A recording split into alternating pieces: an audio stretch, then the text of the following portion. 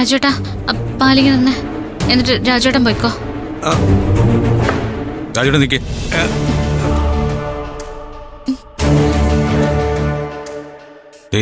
ഇവിടെ എന്താ സംഭവിച്ചേ? എന്താണെങ്കിലും കൃത്യമായിട്ട് എന്നോട് പറ. സാർ, രാജേട്ടൻ പോയിക്കോട്ടെ, സാറിനോട് ഞാൻ പറയാം. വേണ്ട, രാജേട്ടൻ പറ. ഞാൻ ഇവിടെ കിടക്കുമ്പോ ഇവിടെ നടന്ന കാര്യങ്ങൾ മുഴുവൻ എന്നോട് പറ.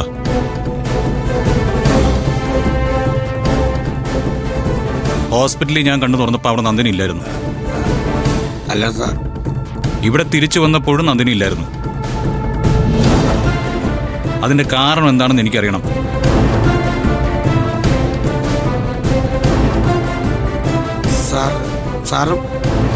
സാറ് വിളിക്കുന്ന ഓരോ വിളിയിലും നന്ദിനി മോൾ അവിടെ ഇരുന്ന് കരയായിരുന്നു സാറേ.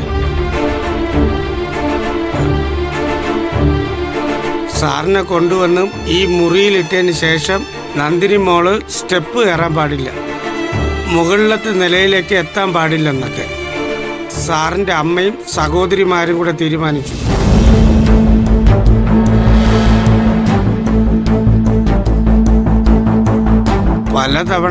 പലതവണ ഇങ്ങോട്ട് വരാൻ മോള് ശ്രമിച്ചതാ സാറേ. പക്ഷെ തല്ലിയും ചീത്ത പറഞ്ഞും ഭീഷണിപ്പെടുത്തിയും ഒതുക്കിയതാ മോളെ. തളച്ചിട്ടിരുന്ന പോലെ ഇട്ടിരുന്നു സാറേ.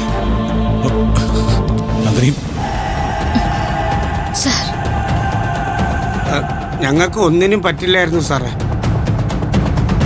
യതീന്ദ്ര സാറിനെ വിളിച്ച് പറയാന്ന് വെച്ചാൽ അതിനും പറ്റില്ലായിരുന്നു സാറേ. എൻ്റെ നന്ദിനി മോളുടെയും ഫോൺ വാങ്ങി വെച്ചിരിക്കുക അവര്. ഇതുവരെ സത്യം തിരിച്ചു വന്നിട്ടില്ല. പിന്നെ സാറ് ചോദിച്ചില്ലേ ആരതി വന്ന് കള്ളം പറഞ്ഞത് എന്തിനാണെന്ന്? അതിൻ്റെ നിവൃത്തിയോടുകൊണ്ട് പറഞ്ഞതാ സാറേ.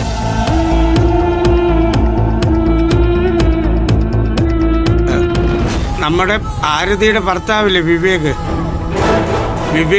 കമ്പനിയിൽ നിന്ന് പൈസ മോട്ടിച്ചു എന്ന് പറഞ്ഞ് വിവേകിനെ പോലീസിനെ കൊണ്ട് പിടിപ്പിച്ചു സാറേ.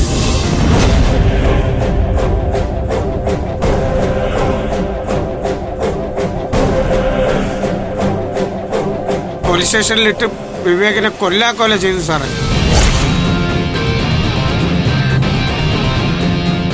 വിവേകിനെ പോലീസ് സ്റ്റേഷനിൽ നിന്ന് വിടണമെങ്കിൽ നന്ദിനി ഇവിടെ ഇല്ലെന്ന് സാറിനെ പറഞ്ഞ് വിശ്വസിപ്പിക്കണമെന്ന് ആ പാവം പെൺകുട്ടിയെ പറഞ്ഞ് പേടിപ്പിച്ചു സാറേ.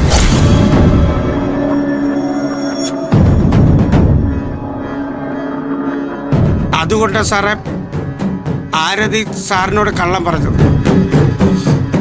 ഇത്രയൊക്കെ നടന്നിട്ട് ഇത്ര നേരം എന്റെ കൂടെ നിന്നിട്ട് എനിക്കൊന്നും പറയാൻ പറ്റില്ല അല്ലേ?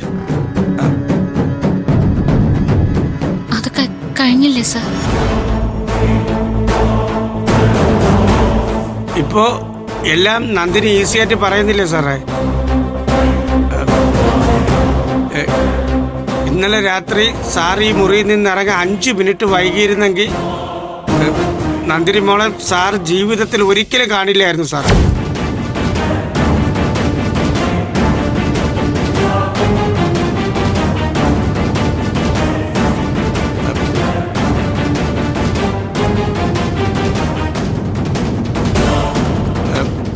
നന്ദിനി മോളെ ഏതോ ഭ്രാന്താശുപത്രി കൊണ്ടുപോയി തളയ്ക്കാനായിരുന്നു തീരുമാനം. അതിനുള്ള ആളുകളെല്ലാം പുറത്ത് നിൽക്കുമായിരുന്നു സാറേ.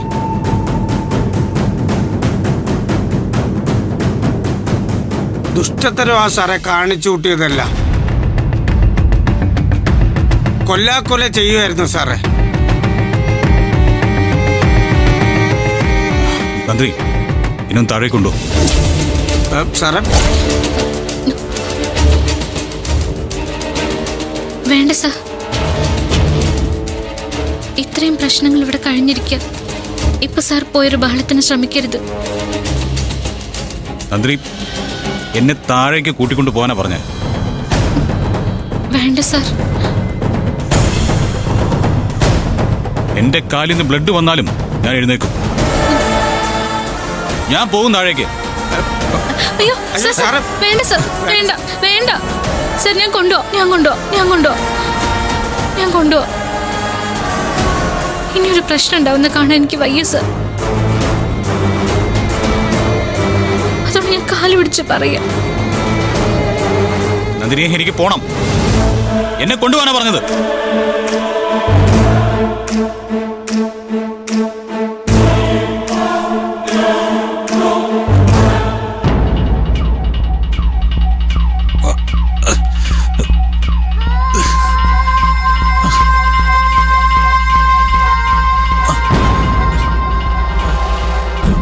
മോളെ പതുക്കെ സാറേ.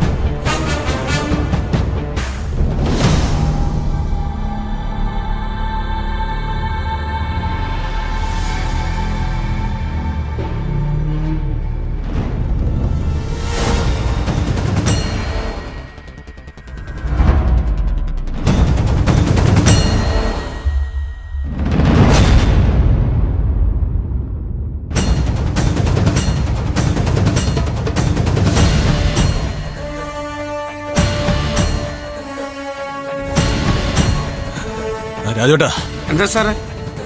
പോയി എല്ലാവരും ഞാൻ വിളിക്കുന്നു പറ. ചെല്ല്. ശരി സാർ. രാജേട്ടാ സർ, ഒരു മിനിറ്റ്. ഈ കഴിഞ്ഞ കാര്യങ്ങളൊക്കെ ഒരു ദുസ്വപ്നം കണ്ടതുപോലെ മറന്നു കളയണം സർ. ഇതിന്റെ പേരിൽ വീണ്ടും വീണ്ടും പ്രശ്നങ്ങൾ ഉണ്ടായാല് സാറിനോട് അവർക്ക് ശത്രുത കൂടുകയുള്ളൂ.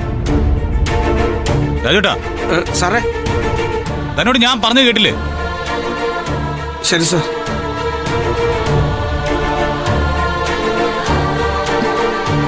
സർ, നന്ദിനി, ത്യാഗമാവാം, പക്ഷെ അത് സ്വന്തം ജീവനും ജീവിതം നഷ്ടപ്പെടുത്തിക്കൊണ്ടാവരുത്. തന്നെ എന്നിൽ നിന്ന് അകറ്റാൻ അവർ ശ്രമിച്ചു, തന്നെ ഇല്ലാതാക്കാൻ അവർ ശ്രമിച്ചു. എന്നിട്ടും അത് ക്ഷമിക്കണമെങ്കിൽ ഞാൻ മനുഷ്യനല്ലാതായിരിക്കണം.